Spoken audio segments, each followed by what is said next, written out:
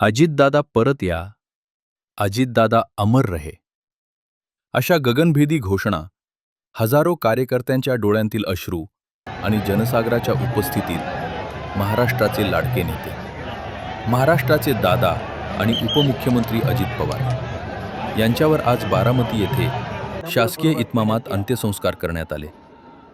अवघा महाराष्ट्र आज सुन्न असून निशब्द आहे। आज आपल्या दादांना अखेरचा निरोप देताना उपस्थित प्रत्येकाचे डोळे डबडबले होते।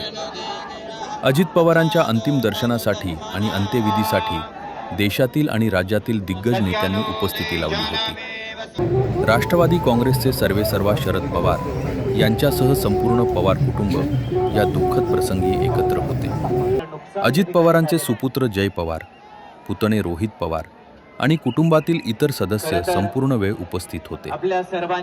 कुटुंबियांच्या चेहऱ्यावर दुःख स्पष्ट दिसत होते।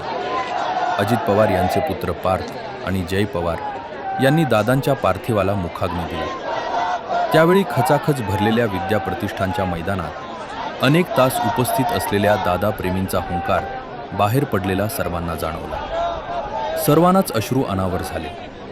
जे झालं ते अविश्वसनीय होतं, मात्र वास्तव असल्यामुळे सर्व हतबल होते।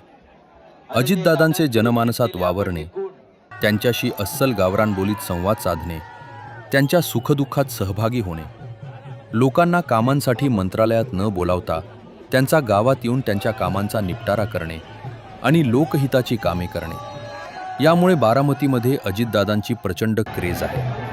त्यामुळेच बारामतीमध्ये दादांच्या अंत्यदर्शनासाठी प्रचंड महासागर लोटला असल्यास पाहायला मिळाले। यावेळी अजितदादांचे अखेरचे दर्शन घेण्यासाठी केंद्रीय गृहमंत्री अमित शहा, मुख्यमंत्री देवेंद्र फडणवीस तसेच उपमुख्यमंत्री एकनाथ शिंदे यांच्यासह राज ठाकरे, उद्धव ठाकरे, रितेश देशमुख आणि इतर राजकीय तसेच विविध क्षेत्रातील नागरिक उपस्थितीत होते। 30 तासांपेक्षा जास्त काळ हे पोलीस अधिकारी सतत आपल्या सेवेसाठी समोर आहेत।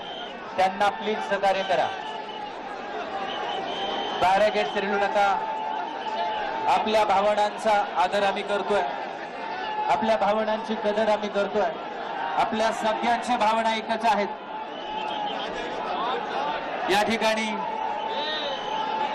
आपल्या लाडक्या दादांना अखेरचा निरोप दिल्यानंतर पवार कुटुंबीय